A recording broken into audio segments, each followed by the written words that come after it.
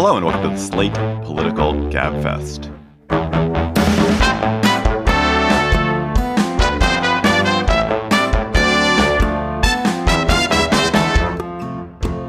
June 19th, 2025, the massive Ordnance Penetrator edition. I'm David Plotz from CityCast in Washington, D.C. From New Haven via Yale University Law School and upon the shoulders of the New York Times Magazine is Emily Bazelon. Hello, Emily. Hi. And bearing the entirety of CBS Evening News and CBS Evening News Plus on his shoulders in New York City is John Dickerson. Hello, John. Hello. Maybe you're co-bearing CBS Evening News. Co-bearing, that's right. This week on the Gabfest, will the United States join Israel's war against Iran, and should it? Then, in the wake of the assassination of a Minnesota state legislator, we'll ask why political violence is surging and whether anything can be done to stop it. And then the Supreme Court upholds a Tennessee law banning most gender-affirming care for trans kids. Plus, we'll have cocktail chatter. Decisions made in Washington can affect your portfolio every day. But what policy changes should investors be watching? Washington Wise is an original podcast from Charles Schwab that unpacks the stories making news in Washington right now and how they may affect your finances and portfolio. Listen at schwab.com/WashingtonWise. Israel's extraordinary early success in its war against Iran has the Trump administration contemplating whether to join what it perceives to be the winning team. As we tape, it is not at all clear whether the United States has decided, will decide, to provide extra punch for the Israelis to knock out Iran's nuclear capability or potentially cripple, slow something Iran's nuclear capability by sending B-2 bombers to drop 15-ton bunker buster bombs known as massive ordnance penetrators onto the nuclear enrichment facility at Fordo, which is buried 100 yards underground. That would be an amazing act, something that the United States has never used in combat, and it would mark a new step in this missile war that's happening now between Iran and Israel. So, John, President Trump had been fairly vocal about wanting Iran's nuclear ambitions curtailed diplomatically at the negotiating table. Why does the Trump administration seem interested now in joining a hot war? Well, I think because the horse is out of the barn. We don't really know what the administration is interested in, frankly. I mean, I'm not trying to be funny. I think when the president says, I may do it, I may not do it. Nobody knows what I'm going to do. I think that's probably the ground truth. He has expressed a preference that he wanted to get rid of the Iranian nuclear program through negotiation. People smarter than me can and will figure out whether killing the Iran nuclear deal from under the Obama administration, as President Trump did, exacerbated the conditions we're in now. But he wanted one through negotiation. Negotiations were proceeding. Negotiations were kind of bouncing along, according to the experts I talked to, it was kind of proceeding. I mean, the Iranians had rebuffed the idea of housing the nuclear material they want somewhere outside of Iran, which was one of the solutions provided. But, it wasn't an impossible obstacle. The sanctions that the U.S. has put on Iran and the ones that would stay on were putting a lot of pressure on the regime. So it seemed like there might be a result here. But then now that Israel has moved in and is in the middle of all of this, Trump is contemplating whether now at this new stage, he might add the coup de grace, basically. Now, the question on my mind Thursday morning is, does the coup de grace include regime change? Because the Israeli defense minister said, essentially, and I'm now quoting, that in order to achieve all of its goals, meaning Israel's, this man absolutely should not continue to exist. That's the Ayatollah Ali Khamenei. So, now it's not just about ending a nuclear program, it's about changing the regime in Iran, and that's a far bigger, more complicated thing. There's a really interesting story in your New York Times today, Emily, about Iran and about how poor it's gotten, how badly run it's been, how corrupt it is. The GDP has declined by 45% in the past 12 years. It is run by these extremely unpleasant, draconian mullahs who have made life both poorer and a lot less enjoyable for most of the people of the country, but are very, very good at holding on to power and have been incredibly effectively repressive. Should we be rooting for a regime change, and should the United States act to advance that regime change, or is that a risk? I mean, I think the America Firsters in the MAGA coalition, I think, not incorrectly look at other acts of regime change the United States has engaged in over the years and said, like, this has been of mixed benefit and it's been very costly for us. Is there any reason to think that this one wouldn't be costly and would only be beneficial? No. You finally asked me a question that I actually had like an answer for. Of course it'll be risky. Is that in 20 years of Gabfest? That's the first time? No. That was like a string of questions in that okay. lead up. Okay. You know, I was like, I'm not sure. Oh, yeah, it'll be risky. Yes, I think that's easy in the sense that regime change creates a lot of instability. It's really hard to know where it ends. I mean, look, this is like an absolutely terrible authoritarian regime that has, I think, domestically and internationally, very little to recommend it, except that it's stable. And so from the point of view of the region and the world, I think there is a lot of risk here. I mean, there's a reason why over 16 years, several American presidents have looked at this scenario and decided not to do it. And I think the question is whether the Israelis have created enough new facts on the ground by taking out the air defense system over Tehran, by exposing the weakness militarily of Iran, that changes the calculus. And I mean, I could imagine President Trump deciding that the answer is yes. I could also really imagine him deciding the answer is no, because, I think one of the relatively consistent properties he has had as president is that he has not eagerly launched into war. And that's what this would be. I mean, this would be involving the United States in a conflict in which there is absolutely no provocation to the United States. And you're talking about this very broad and contested notion of preemption under international law, right? Where we're preempting Iran from getting a nuclear bomb in some amount of time. That amount of time, the Israelis say it's very soon. American intelligence officials say it's a couple of years away, maybe 3 years away. Trump is kind of disregarding that. But it's not like there is some immediate threat to America. And that's part of why this is such a dramatic step. But also, who knows where it's going to end? People may be recognizing the analogies, and it is kind of striking 10 years after, in the week that's exactly 10 years after Donald Trump launched his campaign. One of the centerpieces of that campaign was criticizing the judgment of George W. Bush in going after Iraq because of its weapons program. So now you have the president faced with essentially the same choice: to take military action preemptively based on questionable intelligence that will reshape the situation in the Middle East. And when you think about, it's really interesting, Emily mentioned that changing the facts on the ground. I was thinking of this in terms of the two presidential ways of weighing these decisions. You have the facts, as you mentioned, they are in some dispute.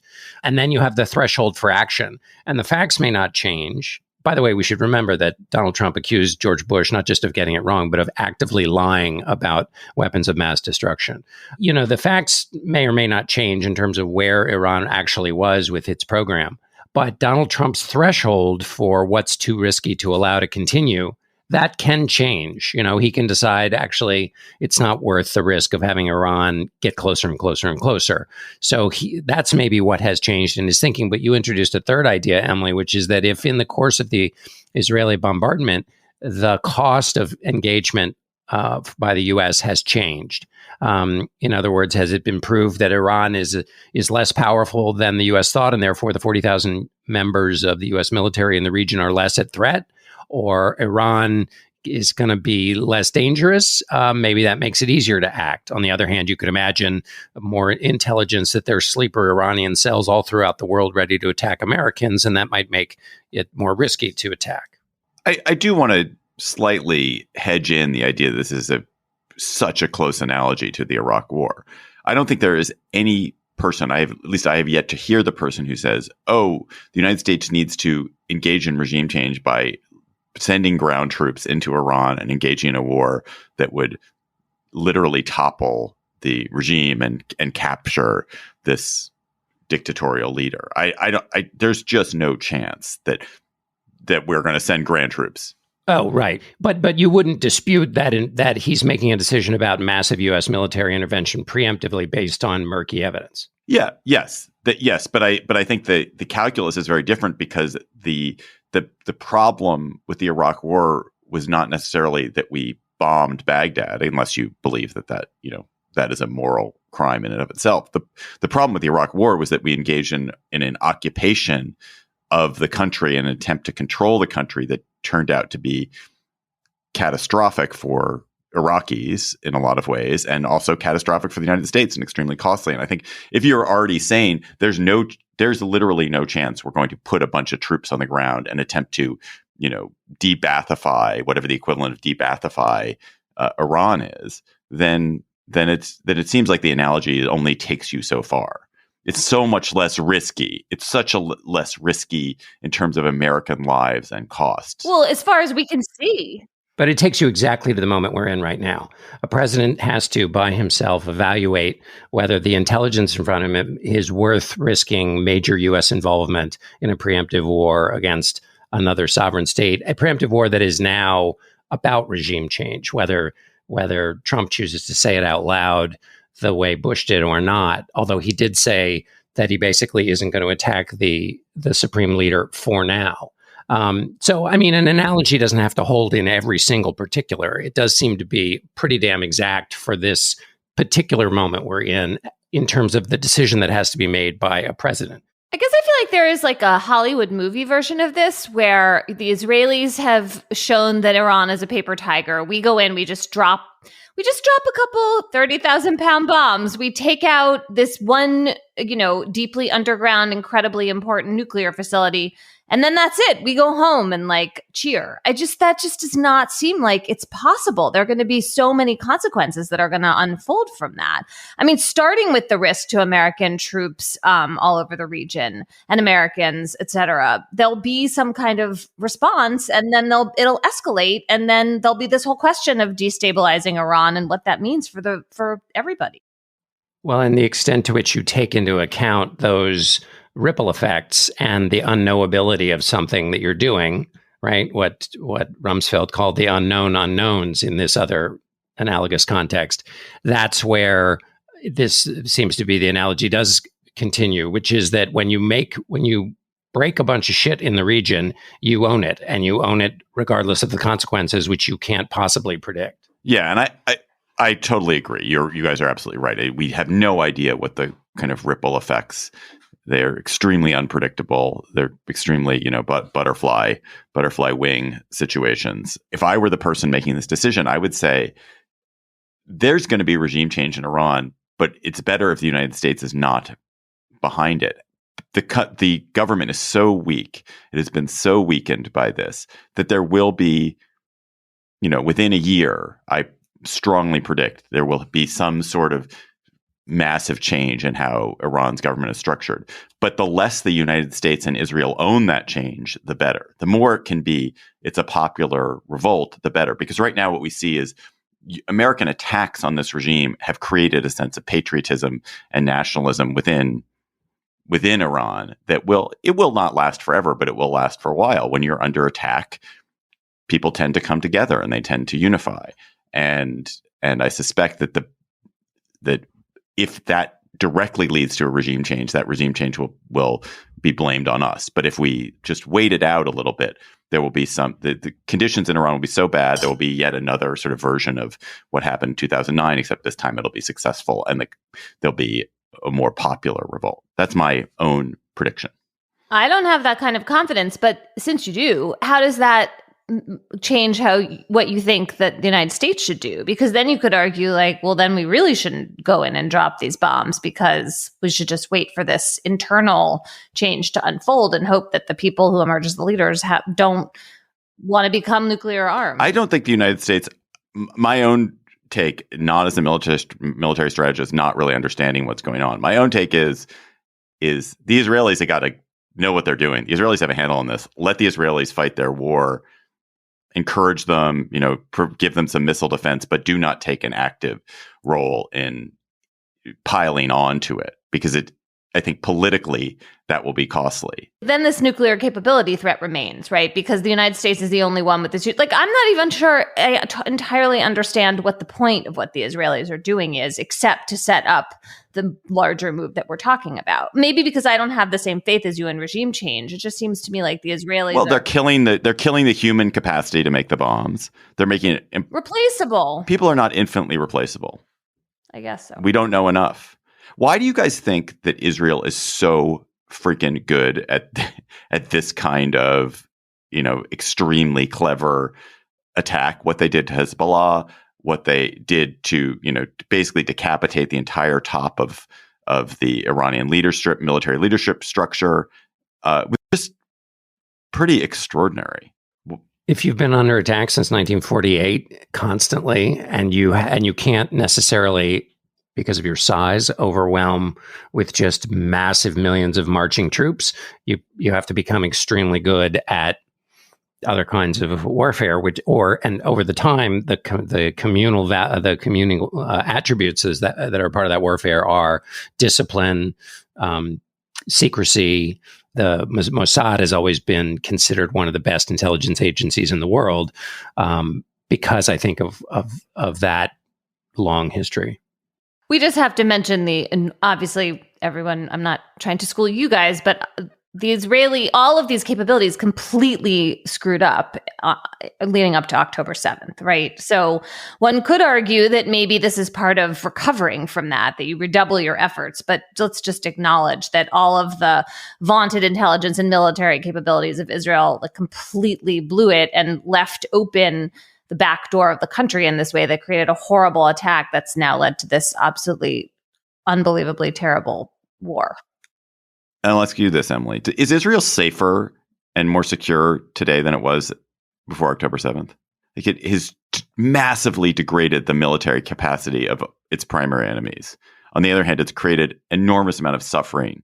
I'm going to say no. I mean, I think in any kind of medium to long-term scenario, the fact that there is just such incredibly re-entrenched enmity between Jewish Israelis and Palestinians means the answer is no. And that resentment and rage and fury can boil up from all over the region. And also, I think Israeli society is exhausted right now. I mean, they are really good at this aspect of warfare you're talking about, but there's a huge price. Just to end this topic, this decision that Trump will make about whether to engage militarily against Iran and use these massive ordnance penetrator, a phrase I love to say, is a really important decision, arguably the most important military decision he'll have made as a president.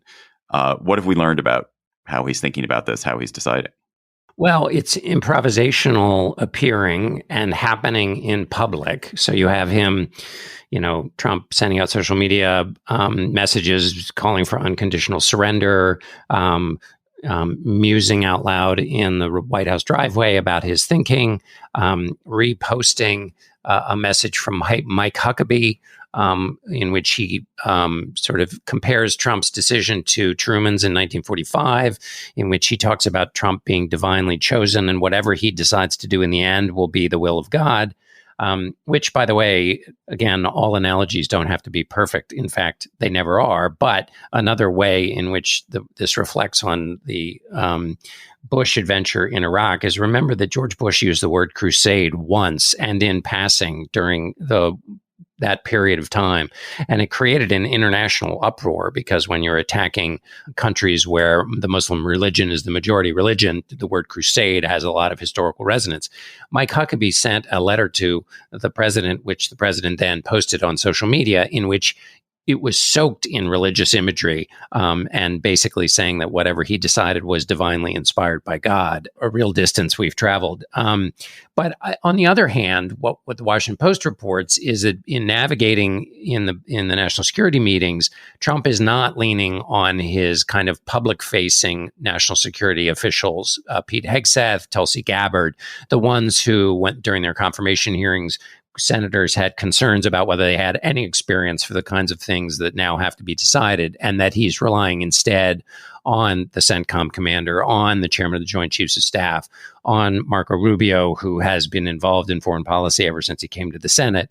And so it'll be interesting when the histories of this are written to see if that in fact is true. And this is probably the most consequential decision he has made and may make as president.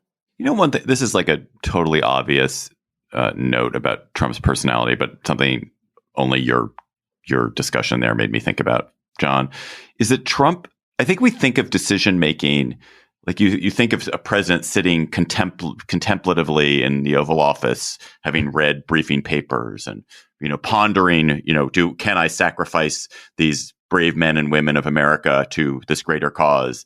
I can, but it's an internal thing. But Trump thinks out loud. His entire way of approaching thought and action is like to the audience. His only way of thinking is insofar as humans are reacting to him doing it. And so it has to be, for him, this whole process does have to kind of be public because or it has to be certainly external, because I don't think he has an internal life. I think what he has is this kind of external engagement, and he responds to the stimuli he's getting externally. Can I just hug that idea and not let it go at all? I think that's exactly right. He governs by echolocation. So we've seen it with his personnel decisions, with policy. He sends signals out into the world and then discovers what his views are based on the pings he gets back. As always, I started something and John provided the perfect analogy. Beautiful. You were sending pings. Actually, you were pinging at very high frequencies that only certain Gabfest listeners could hear. This episode of the Gabfest is sponsored by Mint Mobile. You know what doesn't belong in your epic summer plans? Getting burned by your old wireless bill. That's why you should switch to Mint Mobile. Even Slate's president, Charlie Kammerer, is using Mint Mobile. And Charlie says more people should be trying this out. It was really easy to switch providers. The SIM card was shipped to his home. They let him use his existing phone, and he didn't even have to change his phone number. So he thinks the Mint Mobile deal is amazing. This year, skip breaking a sweat and breaking the bank. Get your summer savings and shop premium wireless plans at mintmobile.com/Gabfest. That's mintmobile.com/Gabfest. Upfront payment of $45 for 3-month 5 gigabyte plan required, equivalent to $15 per month. New customer offer for first 3 months only, then full price plan options available. Taxes and fees extra. See Mint Mobile for details. This episode is brought to you by Planned Parenthood Federation of America. You've seen the headlines. The Trump administration is attacking sexual and reproductive health care. It's the kind of big, urgent topic that deserves more than just cocktail chatter. But Planned Parenthood Federation of America's commitment to care never stops, no matter what.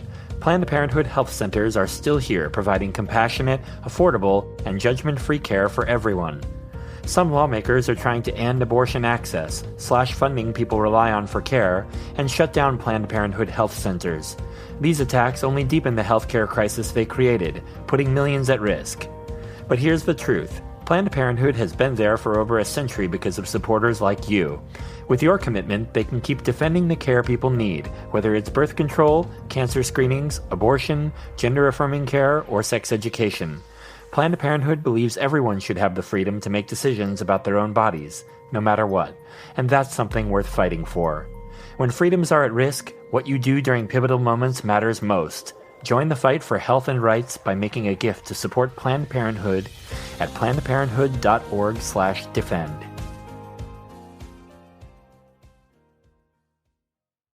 This episode of the Gabfest is sponsored by Quince. Are you, like me, not big on trends, but big on clothes that feel good and last? Then you should check out Quince. I have just been on a Quince shopping spree. I got some linen pants from Quince. Super awesome. So comfortable. They're easily the lightest pair of pants I have, which is awesome for the summer, perfect for the summer. And I bought some short sleeve button down shirts. There's a linen one, but there's a cotton one, and then there's this dark one in some kind of cool fabric. And that dark one I would wear every day if I were permitted to do it. Quince has all the things you actually want to wear this summer, from organic cotton silk polos to European linen beach shorts to comfortable pants that work for everything from backyard hangs to nice dinners. And the best part is that everything with Quince is half the cost of similar brands because they work directly with top artisans and cut out the middlemen. Stick to the staples that last with elevated essentials from Quince. Go to quince.com/gabfest for free shipping on your order and 365-day returns. That's QUINCE.com/gabfest to get free shipping and 365-day returns. Quince.com/gabfest. The assassination of former Minnesota House Speaker Melissa Hortman and her husband, and the attempted assassination of another Democratic legislator in Minnesota has revived a conversation about the rise of political violence in the United States. We're a country that has always had an undercurrent of political violence. Let us not kid ourselves. Abraham Lincoln, James Garfield, William McKinley, John F. Kennedy, the assassination attempts on both Roosevelts, on Ronald Reagan. So it has haunted the United States. Political assassination has haunted the United States. But it also seems that we're in a slightly different time, that a relatively placid period, I would say, with the Reagan assassination attempt as sort of an asterisk in there, because that felt like it wasn't really political. It was sort of an act of insanity. But from Kennedy's assassination, or from the late 60s until recently, it has been relatively placid, but there's been this period of tension and violence with Gabby Gifford, Steve Scalise, the two assassination attempts on Trump, January 6th, and now this dismal, tragic event in Minnesota. So, Emily, political violence seems to be fairly directly a result of a series of factors: heated political rhetoric, us versus them, mentality and language, availability of guns, and a political leadership that encourages or certainly doesn't sort of act to tamp down these instincts towards violence. We have all of those things, right? Yeah, I think that's right. I mean, the access to guns, we seem to have given up on, more or less. Then there's the polarization. And then there's the really fiery rhetoric that can create a kind of incitement. And I don't mean incitement in a way that people get criminally prosecuted, but there becomes this atmosphere in which the idea that people on the other side are so terrible that they don't deserve to live is really prevalent. And, social media is part, though not all of this, but the rhetoric on social media, the speed and intensity at which it turns towards violence is really notable. And so I think you have more and more people that, often also have some kind of mental health problem, but they conclude that the way to solve the problem, the greater virtue, is to take someone out. Like, that's the way that you stop evil. And I think we see that repeatedly, and it has different it's in somewhat related but different cultural registers at different moments, right? So in the 80s and 90s, we had a wave of violence against abortion clinics. And that was the way that, if you were a particular kind of anti-abortion crusader, that you would remove evil from the world. And then we have this idea of certain politicians kind of standing in for some larger, terrible force. And there's something, this particular person who committed these murders had a list of 70 targets. And it seemed to have to do with various liberal causes, including abortion providers. And it just can take on this particular set of vectors. And there's something about state legislators who perform, relatively unsung and really important civil service that makes this especially tragic to me. In Austria, in response to the school shooting there, 8 days after the deadliest school shooting in its history, it proposed laws that would raise the minimum age for firearms, strengthen mandatory psychological tests for gun purchases, institute a 4-week waiting period. When you mentioned, rightly, I think, Emily, that gun violence is just something that people in large measure have priced into the American experience now as deeply tragic as that may be, we have a real-time example of how another country responds to these kinds of school shootings. How much responsibility, if any, does President Trump bear for the kind of rhetoric that fuels this? I mean, he has been basically unwilling to condemn political violence or really to say anything much about it. He's contemplated pardoning Gretchen Whitmer's kidnappers. He has not done that yet. He's pardoned basically everyone else, all the January 6th folks, certainly. But he has not taken that step, which would be extraordinary. But he himself uses quite belligerent language to talk about his political opponents, and has depicted Democrats as being enemies, and he depicts the press as being enemies, and even after this terrible event, the way he talked about Minnesota Governor Tim Walz was so dismissive and demeaning, degrading, that he just will not do anything to lower the temperature. But on the other hand, like, the temperature does seem to be rising more or less independent of Trump too, right? Well, two things can be true. Donald Trump said after this murder of people that were friends of Walz's and who were just other human beings, he said, well, it's a terrible thing. I think he's a terrible governor. I think he's a grossly incompetent person. Mike Lee also rushed in when nobody was asking him to blame Walz and Democrats.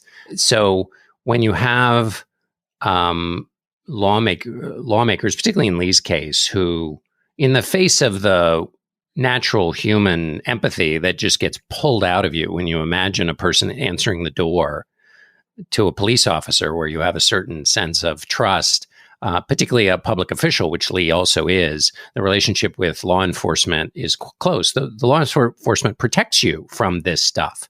And so to have a person pretending to be in law enforcement come and riddle your body with bullets would seem to me, if you were the kind of person in public life, that you would have a deep empathy, not just the one that as a human you'd be called to have, but one as a lawmaker, and that that empathy was all shoved aside to make a crack on Twitter as fast, to rush in. That seems to be a significant problem that exists from lawmakers on that side. You have violence on both sides for sure, but you had a president who pardoned people who assaulted police officers.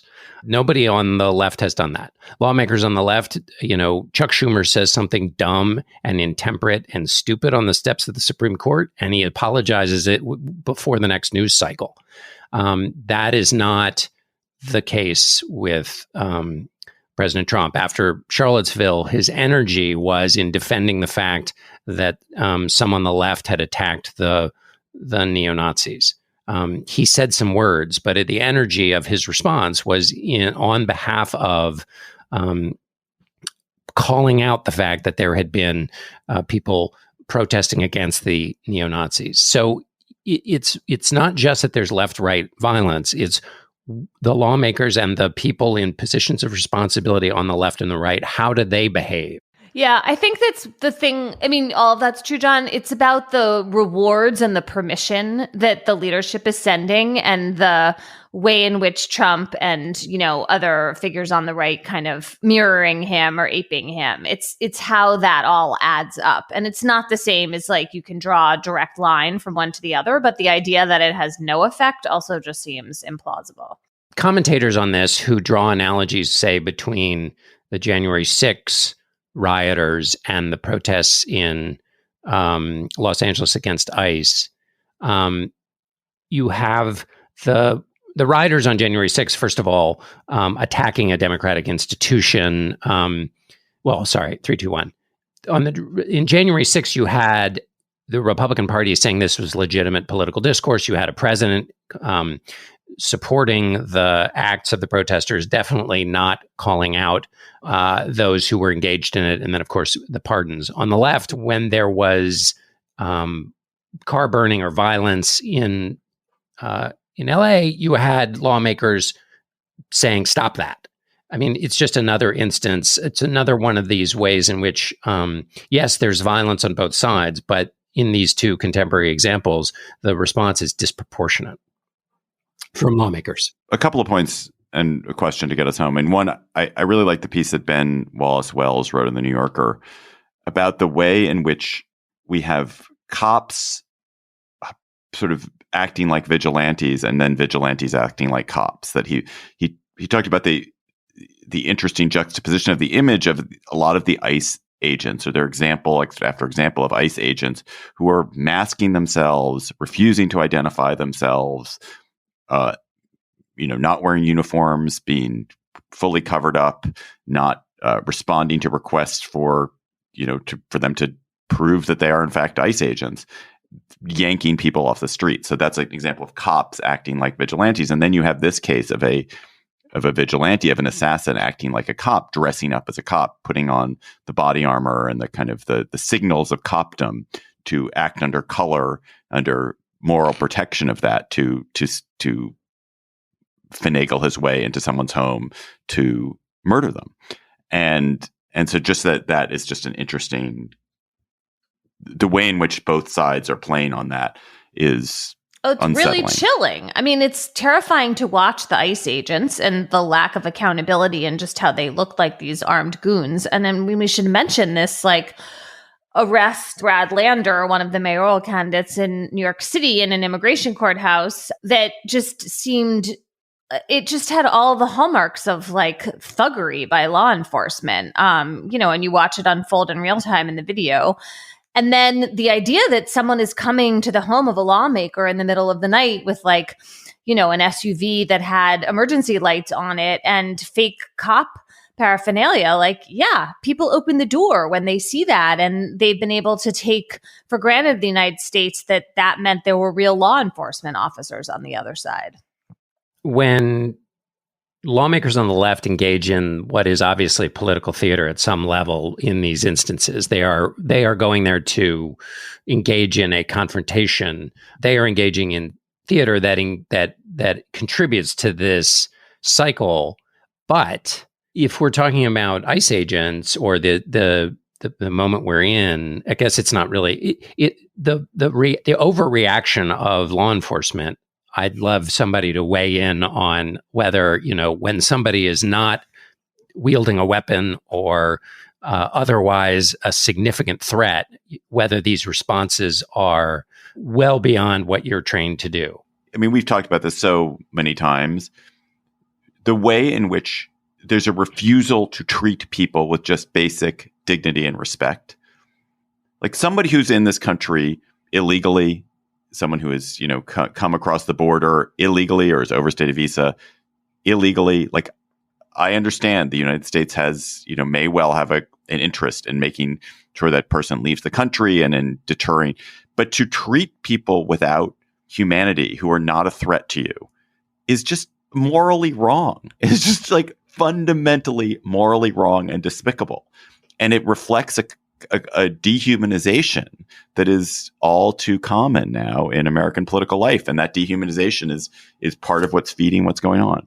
Just one final question on the political assassination piece of this, which is there are these questions about whether elected officials should have security. Certainly the highest level elected officials, Mike Johnson, House Speaker, or Chuck Schumer, or of course the president, have security details. Should every member of Congress have security details? Should state legislators have security details? Is that something that we need in this country, or no? Is the solution we have to change the temperature in a different? We have to lower the temperature. We can't just harden every target. Emily. I mean, I tend to go for the lowering the temperature because you're talking about a big expense, a big imposition on people's lives. You could pull judges into the categories of people who might benefit from having security. And I guess I'm just also skeptical that you're ever going to be really able to create the kind of safety that you I think people can do things to make themselves safer. And for sure, they should take precautions. But the idea that, you're going to have 24-hour armed guards around every elected official or, every state legislator in the country just seems like that is not something we're all going to be willing to pay for in the end. and they shouldn't have to pay for it. I mean, some of them are part-time employees who hardly make any money. You can't help but feel for them. And you obviously can imagine people not going into public life because they'd be scared. And also, by the way, it would be great if the instincts to see the other side as human could be encouraged. And I don't know how that happens, but because what I wonder, I mean, the downside, and maybe it's what you have to accept, but the downside to having everybody surrounded by security is then you create more chances for the security to overreact, for people to try to break through the security. You can imagine an escalation pretty easily. I'd like to find an escalation in what Amanda Ripley, talks about as good conflict. This episode is brought to you by Built. Built is perfect for those looking to earn airline miles and hotel points just by paying rent on time.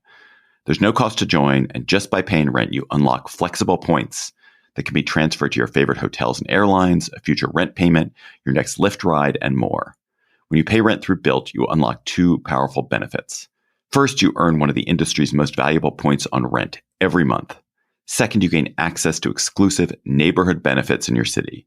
Built's neighborhood benefits are things like extra points on dining out, complimentary post-workout shakes, free mats or towels at your favorite fitness studios, and unique experiences that only Built members can access. And when you're ready to travel, Built points can be converted to your favorite miles and hotel points around the world, meaning your rent can literally take you places. Start paying rent through Built and take advantage of your neighborhood benefits by going to joinbuilt.com/Gabfest. That's JOINBILT.com/Gabfest. Make sure to use joinbuilt.com/Gabfest to sign up for Built today. This episode of the Gabfest is sponsored by Jerry. You'd probably rather get a root canal than shop for car insurance. So what if there were a smarter way to get a quote? You can make your entire car insurance shopping process easy by downloading the Jerry app. Jerry is a seamless experience that covers everything from comparing quotes to getting covered. Just answer a few simple questions, and Jerry instantly compares quotes from over 50 top-rated insurers. They provide clear, personalized options you can trust with 24/7 support. Jerry even cancels your old policy for you, which means switching is easy. So join more than 5 million customers who find the best car insurance with Jerry.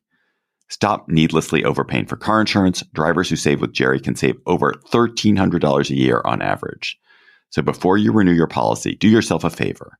Download the Jerry app or head to jerry.ai/Gabfest. In just a few minutes, you can compare quotes and coverages from up to 50 top insurers.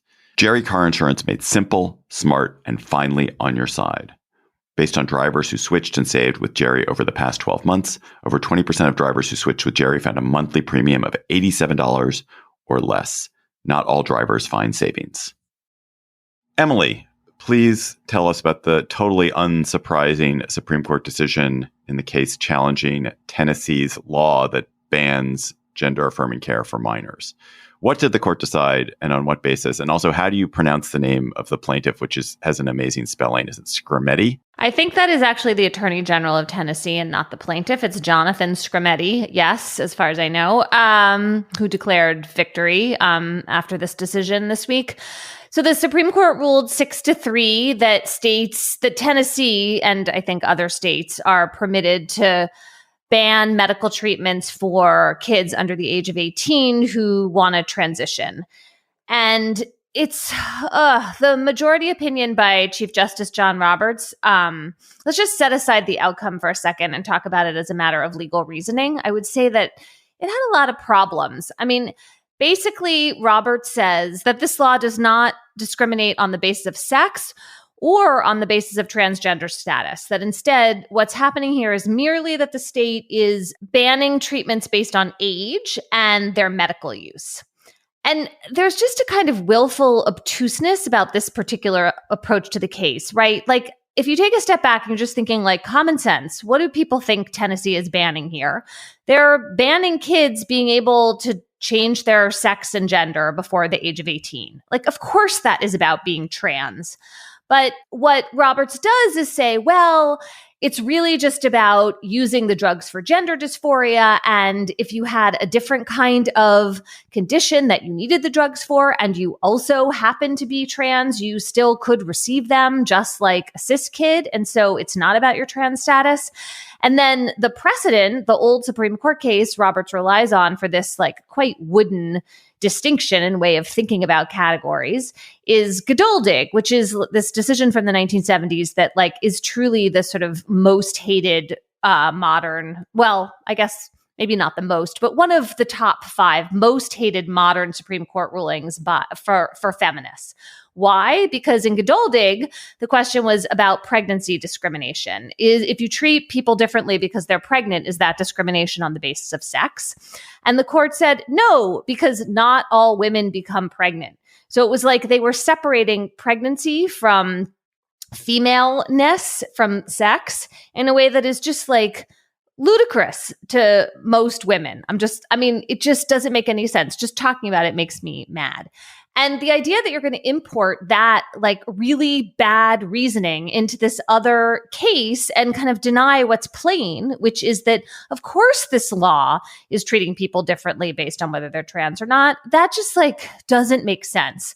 Justice Alito, while he concurred in the result, took issue with the approach that Roberts had and had a different and a kind of alternate path to allowing the ban to stand, which would have also been really bad for the trans kids who want these treatments. But it would have just like been more sensible. Alito's approach is, yes, this is discrimination on the basis of being trans, but we're not going to treat transgender people as what's called a suspect classification. Like they're not like Black people or women or people who are just being discriminated on the basis of nationality. We're just not going to add them to the groups that we give this special protection and deference to under the Constitution. And so in Alito's mind, there were perfectly plausible reasons for the state to pass this law, the questions about the evidence of the benefits, and that's good enough.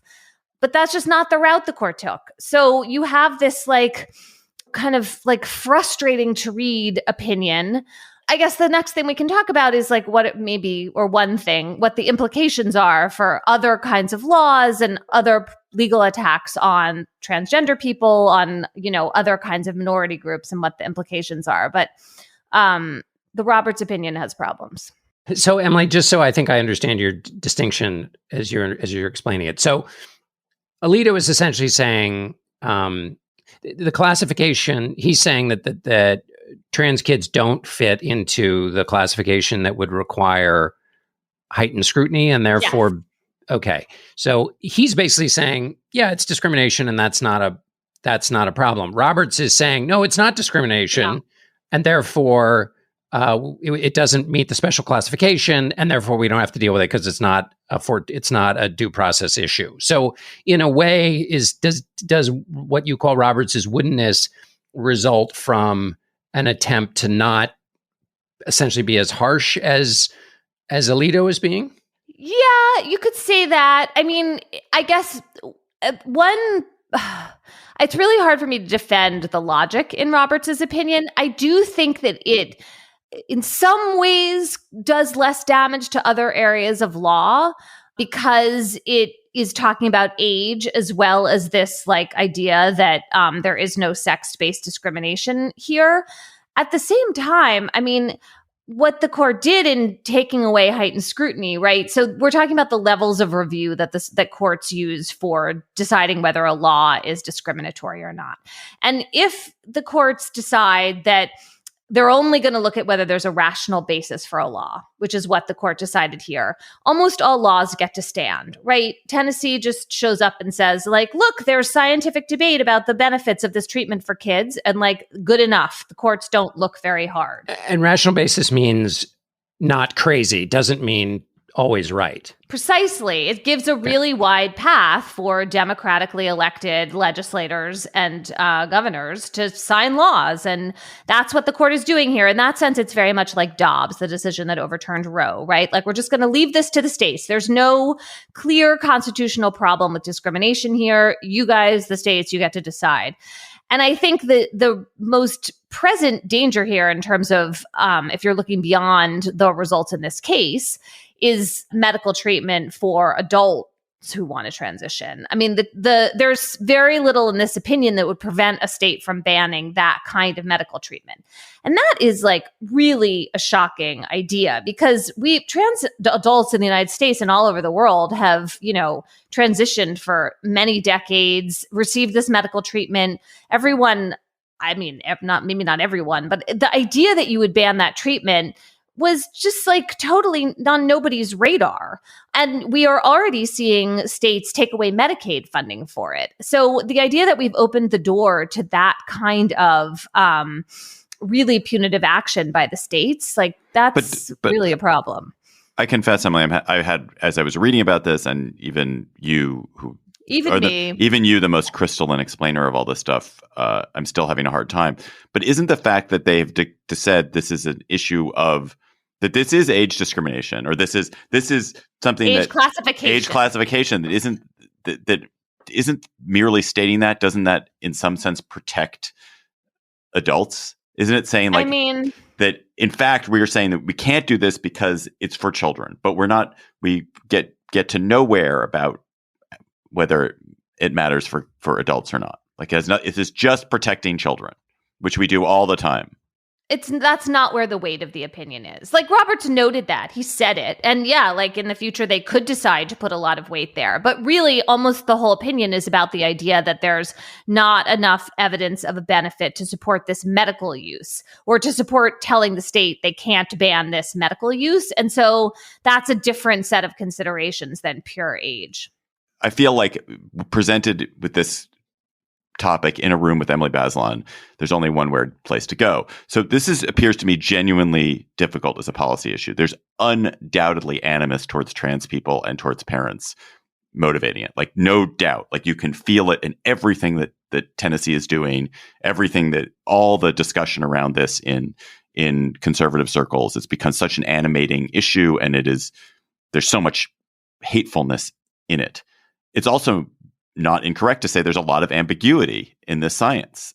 Yeah, I mean, you are the world. Wait, let me ask my question. You are the world's authority on this, and the conservatives who support the Tennessee law, which is similar to laws in about half of all states, note that European countries have been making it more difficult for children to get this kind of care, and even the Swedish, which is a great sentence to begin. It's a great way to begin a sentence if you're a conservative. Even the Swedish are doing this. So, what is similar? And what is different about the European constraints and the American laws? Some European countries did systematic reviews of the literature about youth gender medicine and determined that the evidence of benefits is weak. That's different from saying that nobody benefits or that there's evidence of harm, right? Just like the evidence of benefits at this point in the science, which is a very young field, was, in their view, weak. And so what they did as a result was to limit the treatments in their national healthcare systems as a matter of medical standards and medical provision, not as a matter of a ban where you have politicians step in and take this care away from everybody. And that is a really, really different kind of step, right? It's one thing to say we need to be cautious. We need to make sure that every kid who gets this treatment is fully assessed, and we think that there's a case that they really are going to benefit from it. That is really different from taking it off the table for every single person and having all this hate-filled, stigmatizing rhetoric and reality of the bans that comes with that. Which I will also say the Supreme Court conservative majority was just totally pretended that all of that like hate and stigma and distress was just like not part of the picture, which is crazy. But isn't it also the case that American medicine works differently in the European? America does not have a national system for deciding what treatments are authorized in the way that most European countries do. And that when you have a system where it's patient driven, like patients kind of get to decide what their treatment is in the United States in a way that they don't they're much less able to do that in national countries with nationalized medicine. Doesn't that mean that if there is a treatment that's ambiguous in the United States, parents who want it or people who want that kind of treatment, I won't say parent, like any kind of treatment, are going to go get it. They'll find a provider to give it to them because there kind of isn't a national system for determining what is available and what isn't. And in the United States, we've had a real pressure from parents of trans children to allow these kinds of therapies for their children and this gender affirming care for their children in a way that there's no medical establishment, no national regulator that's kind of stepping in to limit that or to say don't do it or say please we should constrain this. I mean, I would add to that some of the pressure is coming from the teenagers themselves, and some of the parents who want to put on the brakes are troubled by in I would argue blue cities and states in the United States, the resistance to having a kind of slow and cautious approach. That has also been part of the story, and I think part of the backlash. It is true that we have the kind of medical system that you said, and that some of the push for this care and for expanding access to it rapidly has been very consumer driven. Again, you just go back to this inherent problem. Like, is it better to have that kind of unregulated system, or do you do more harm by enacting bans? And the bans, like, if you're talking about evidence, in my reporting and research, I've never seen a good evidence-based case for banning this treatment for minors. Like, that is a really huge step to take. And the treatment providers in the field who have been concerned about what you're talking about, David, which is like gender clinics that form and they kind of exist in order to greenlight the treatment, whether or not kids have been thoroughly assessed, whether or not they have co-occurring mental health issues, those treatment providers have opposed the bans, right? So that seems to me like there is pretty much a consensus about. And the conservative states that have enacted the bans anyway have gone in the opposite direction for political reasons. I mean, I just like watching all of this, feel incredibly sorry that the debate developed in this way. Like, maybe there was some other path in which the American medical establishment was more cautious and the backlash was not this kind of really harmful result.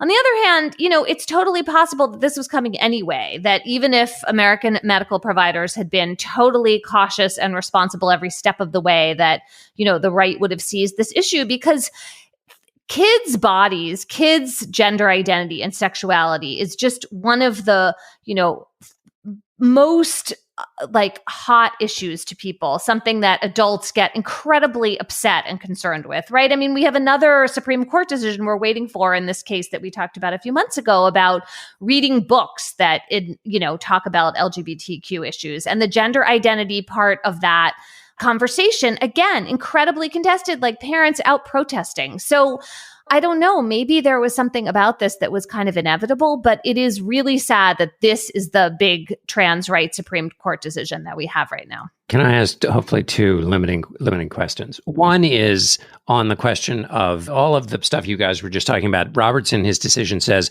the plaintiffs invited the court to weigh in on issues beyond equal protection, and we're not going to take the bait, essentially, saying it's all unsettled and this is left up to the states. So this is a question, Emily, about narrowness. It seems to me the courts have always decided sometimes they'll rule on something super narrowly, just on equal protection grounds, and sometimes they'll use a case to jump in and make broad sweeping judgments. Do you see that at play here, or is there a legitimate way in which a court can decide we're just going to decide on the thing before us and not go any further? I mean, I think it's to the extent that the court stayed out of the debate about the medical evidence, like that's the right thing to do as the Supreme Court. What you do is they didn't do this. They could have gone further down the narrowness path, John, by maintaining the heightened scrutiny standard and then sending it back to the district court judge to decide. And, in a world of rational basis review, the future cases are going to be decided in this very permissive structure in which states are essentially going to be able to do what they want, I think. So this particular move, it protects the Supreme Court from going, into the weeds of the actual medical debate, but it doesn't do that in a way that, is helpful for kids who really need the treatment. And it's the rational basis review that it leads you to say future cases are going to be sympathetic to states that have bans, because essentially the court has said, this is not ours to figure out. You figure it out in the states. In other words, the courts haven't taken the Alito view, which is actually this is not a special classified group of people, which would be a harsher thing. This court has basically just said, no, it's up to you in the states. And since a lot of states are imposing these bans, that's why people like you and others, many others, have said there's going to be, the protections are going away, or they're going to be harsher restrictions. Yeah, I mean, let me say two more things. There is still an argument that the bans are unconstitutional as a matter of parental rights, right? I mean, parents can still show up and say, this should be my decision. And that was part of the original case in Tennessee and has been part of the litigation elsewhere. But that question, whether there is a constitutional right that parents should have to be able to consent to this treatment, the court did not decide that. So someone can still litigate that. And I expect that we will see that. I'm not sure it's going to go well for the parents and the kids, but it remains an open question. This second issue of how the court, ostensibly set aside whether in some future case transgender people could have this suspect classification status, I don't feel very optimistic about that because Justice Barrett wrote a concurrence saying that she does not think so. She does not think that transgender people could ever have that status. And other conservative justices said the same thing. And so if you're just counting to 5 on this Supreme Court, it looks like there are not 5 votes for that. And that is a big problem beyond the medical context. In cases like, can President Trump ban transgender troops, right? I mean, we have that executive order right now. What about the funding freeze of research that is about racial disparity or sex-based disparity, like for women or LGBTQ issues? That all looks like much more wobbly in terms of whether you can say that executive order is unconstitutional. The passports question, it's just all looking shakier. And look, in some ways, this is zero surprise, right? This is a very conservative Supreme Court. And the notion that vulnerable minority groups were going to get more expanded protection from this Supreme Court was just never plausible. And that's why, to use your previous language about the weight of the opinion is where you just located it, not in whatever John Roberts might have been trying to do with his wooden language.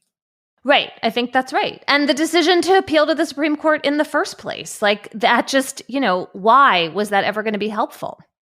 All right. To close this out, is it still possible to get gender affirming care for minors in blue states? I suspect there's a huge amount of pressure on universities and doctors not to provide care now because of the risk to funding, but is it still available? And also, is there a national ban that is working its way through Congress, which I suspect it sounds like that national ban could pass and could be upheld?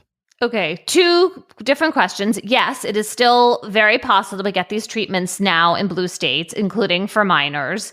It is also true that there have been some clinics, particularly one at UCLA, that treated a lot of kids that are sunsetting their care because they are worried about the risks to funding from other kinds of Trump executive orders. So there are those pressures going on, but it is still legal. There is also a national ban that I think passed out of committee last week. That ban would have to pass, through the filibuster of the Senate. It would need 60 votes. I would like to think there are not 60 votes for that ban. All right, let's go to cocktail chatter. I'm going on vacation, so I'm going to be cocktailed every minute of the next 10 days. Everything I say for the next 10 days will literally be cocktail chatter. So just if you run into me in the next 10 days, I'm cocktail chattering at you. But let's start with someone else's cocktail chatter. Emily. I am in the middle of reading a book called A Family Matter by Claire Lynch, which is a short, really moving novel, which I totally recommend as a summer read. Not like a beach read in the traditional way, but really good. And then I have 2 books that are nonfiction that I'm either part of the way through or about to start. One of them is The Fall of Affirmative Action by Justin Driver, which will be out in September. And if you're just interested in, race, law, education, Justin, who is a Yale law professor and a friend of mine, is one of the foremost experts on this. And this is a very trenchant look at that issue. And then the book that I am taking with me on vacation is called A Flower Traveled in My Blood. It's by Haley Cohen Gilliland, and it's about the grandmothers, the abuelas in Argentina, who were incredibly effective in the coup after the military junta in Argentina in trying to locate their children and grandchildren, the disappeared people. It's like this amazing public protest campaign that that I'm really interested in reading about. I'm glad I'm not going on vacation with you. Hey! John, what's your chatter? Well, mine's you're not going to want to go vacation with me either. So the Federal Reserve kept rates where they were. Okay, fine. But Jerome Powell says some really interesting stuff that like kind of never gets covered. I mean, a couple of things on Wednesday. Basically, Powell said, first of all, that the reason they couldn't change rates is because everything is so uncertain. So they might not have done anything, but that's essentially basically saying that this thing Donald Trump wants, which was rates to decrease, cannot happen because of his tariff policies. And that I don't feel like that got covered. Secondly, it's not just uncertainty, which, by the way, CEOs in the Business Roundtable assessment of confidence by CEOs continues to drop and is now in response to this tariff regime. And Powell also said prices are likely to go up. There's going to be a meaningful amount of inflation because of tariffs. That kind of didn't get covered either. But the thing that really struck me in what Powell said, and this wasn't yesterday, this was before, is he was talking about, he was in front of the Senate Banking Committee, and he basically said that banks and insurance companies are pulling out of areas, coastal areas where there are a lot of fires. So what it's going to mean is if you fast forward 10 to 15 years, there are going to be regions of the country where you can't get a mortgage. So you have the chairman of the Federal Reserve basically saying you're not going to be able to get mortgages in like probably huge portions of California. Like, that's a huge deal. The housing, we already have an incredibly messed up housing system. And now, because of essentially climate change, the Federal Reserve is saying the system for owning houses is going to disappear in 10 to 15 years. Also glad not going on vacation with John. My chatter, I'm glad I'm not going on vacation with myself. My chatter is about William Longavisha, who died this week at age 70. He was one of my journalistic heroes. He's a writer who I admired inordinately, enormously. He wrote for primarily The Atlantic and Vanity Fair over the years, also books. And he was most famous for his kind of meticulous reconstruction of disasters. And he wrote about the Egypt Air Flight 990. He wrote about the Value Jet crash. He wrote about the planes that crashed over the Brazilian jungle in the air. He wrote about the Estonia ferry, the sinking of the Estonia ferry.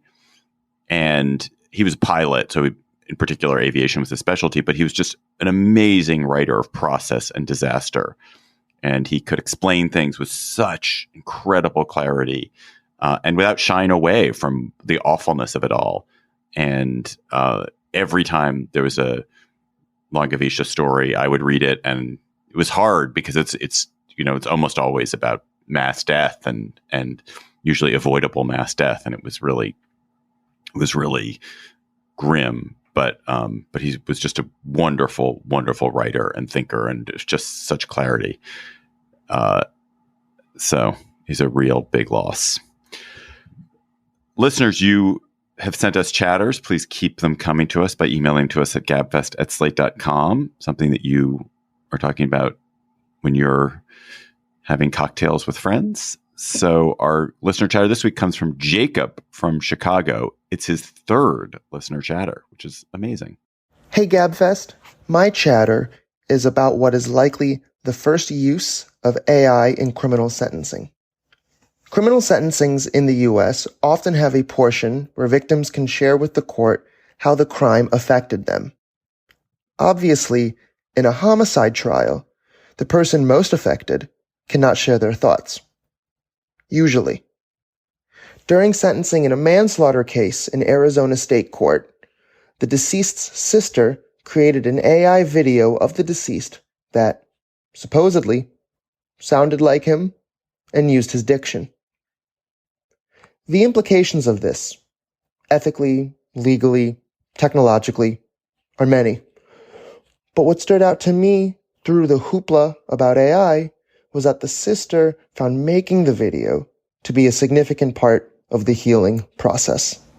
If you've got a listener chatter, please email it to us at gabfest@slate.com. Also, there are lots of other great Slate podcasts to listen to. And one that I'm excited to listen to on my flight is an episode of Decoder Ring called The Boston Cinematic Universe. It's a live Decoder Ring show. It's Willa Paskin's wonderful podcast about cultural phenomena. And it's about Boston movies, about why are there so many Boston movies? Why is there a Boston subgenre? What makes a Boston movie a Boston movie? They discuss the best and worst Boston accents. I think there's probably a lot of Mark Wahlberg and Ben Affleck in there. So I'm excited to listen to the Boston Cinematic Universe. That's all for our episode this week. We also have a bonus episode in your feed. We're going to be talking about whether using AI to write history is okay. That's for Slate Plus members only. They also get special discounts to live shows. They get Never Hit the Paywall on the Slate site, and they get bonus episodes from us and all the Slate podcasts. So if you are a member, thank you. Enjoy it. If you're not a member, subscribe to Slate Plus directly from the Political Gabfest show page on Apple Podcasts and Spotify, or visit slate.com/Gabfest Plus to get access wherever you listen.